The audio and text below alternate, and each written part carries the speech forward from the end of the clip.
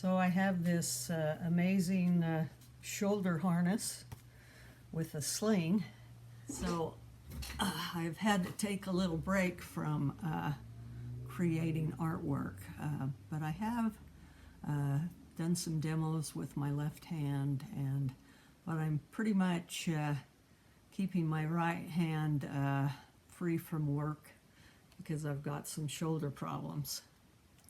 Since I haven't been doing a lot of artwork, I thought, well, it might be fun to go through some of the illustrators that have influenced my artwork, just because these were books that I would read to the boys over and over again, but I also love the artwork in these books, and one of my favorite illustrators was Mercer Mayer.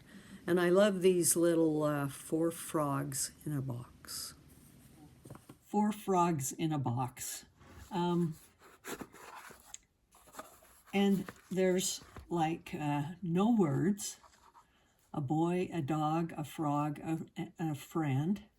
And it looks like it's written by Mary Anna Mayer also. So by both of them. And a boy, a dog, a frog. Frog, where are you?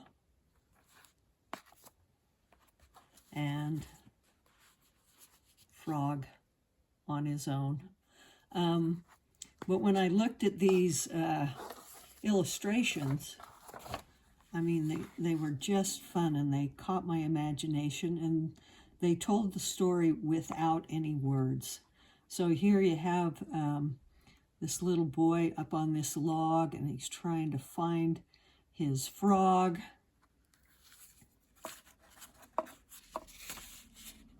And so you have the frog, where are you? A little tiny frog there. Who it was dedicated to, a dear friend who inspired the creation of the faded pink dummy. I don't know what that is. So here's the boy, and you can tell from his face and the body language and the dog that the frog's in the bottle, and they love the frog.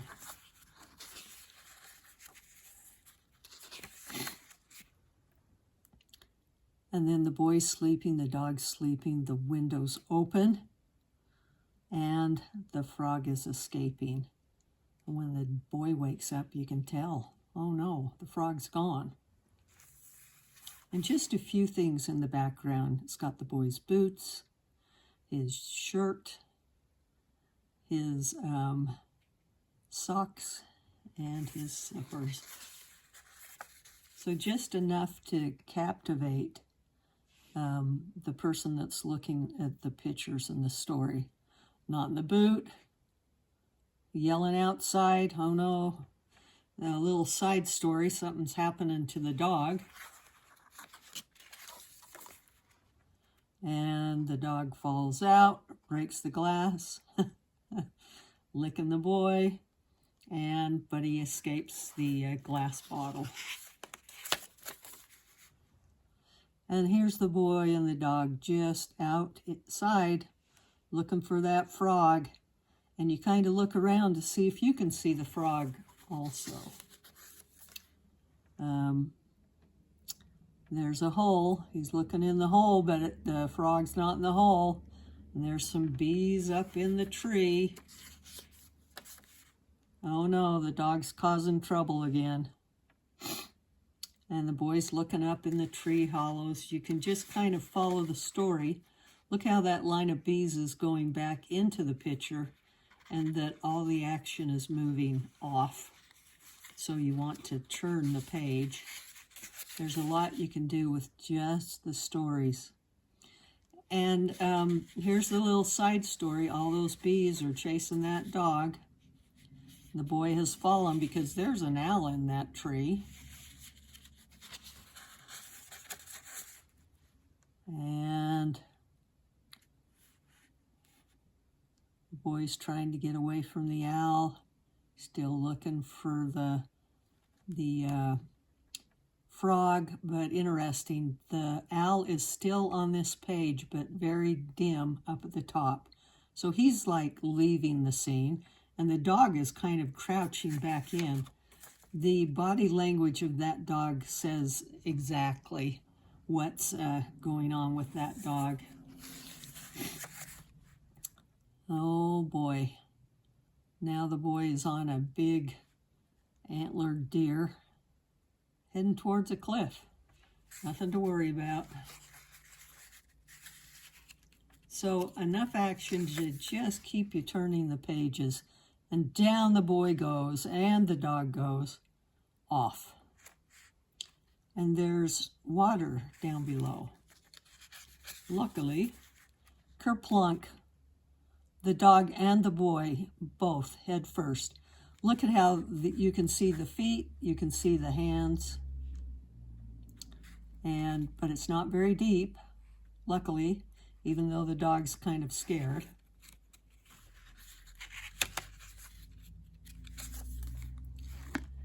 And they're going to look in the log or climb over the log. Maybe they're worried to look in the log.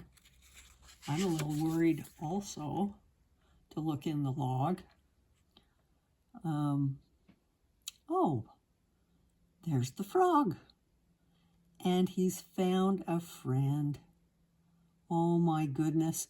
And he's got a bunch of little baby frogs that somehow had turned from little eggs to tadpoles to little baby frogs in one night. Or maybe he went back to see his family and they had caught him. Okay, so the boy takes one of the little frogs and he's heading the other direction, the left of the picture, and that means he's heading back home. There's the frog and the mama frog and all the little baby frogs, except for the little frog that's going with the boy. Oh, look, there's one little frog down there that's not on the log. And he's looking and doesn't quite know how he's going to get back on the log. And the end. So that little book is entirely told with pictures, and it's a fun little story, and you can really get into it. I wanted to do, I want my pictures to be alive like the pictures in Mercer Mayer's little Four Frogs in a Box. I want them to that a child or anyone can look at them and kind of go into the pictures and get a view of what life would be like if they were in the book. So as I illustrated Kiss, Cuddle, Tuck, I wanted to keep some of the storytelling ability that I've been influenced with illustrators through my life. And so opening up this page, I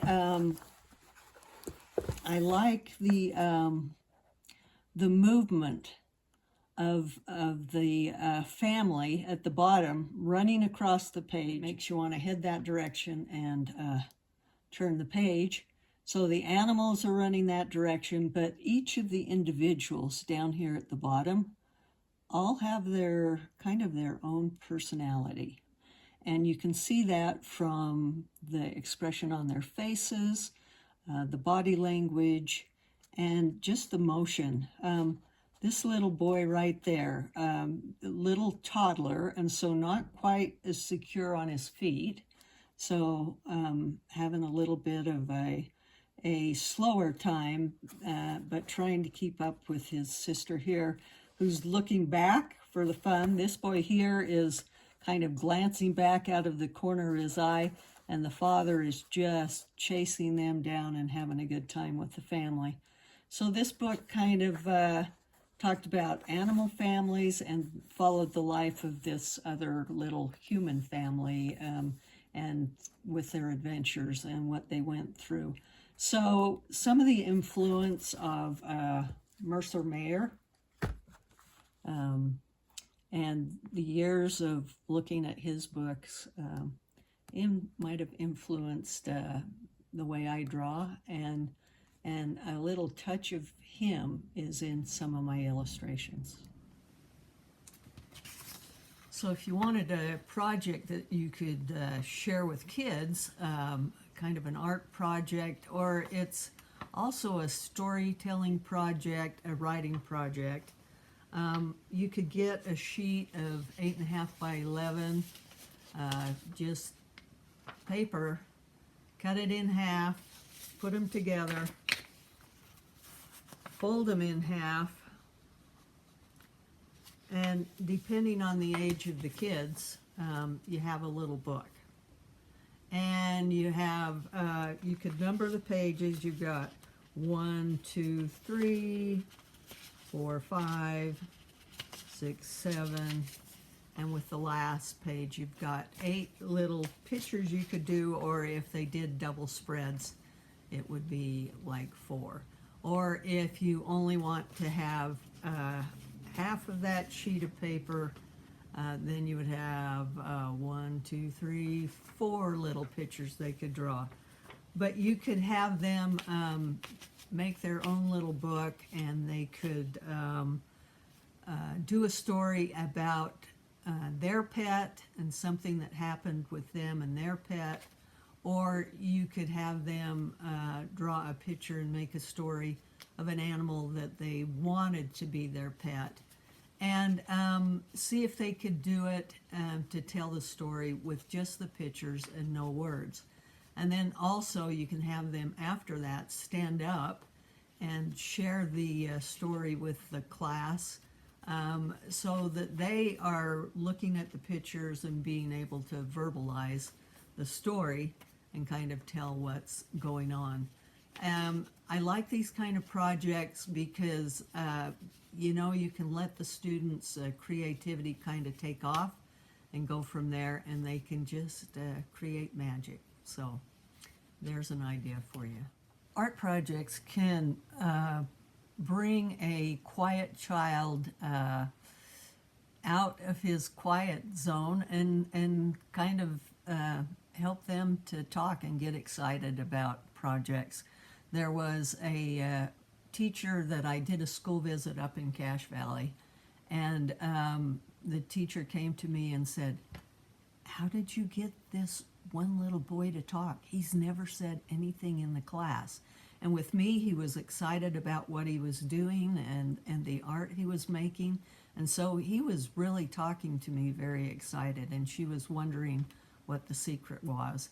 I think the secret was I was looking at his artwork and telling him how good it was, and he was able to create something and then talk about it. So this might be a good project for your kids or your students.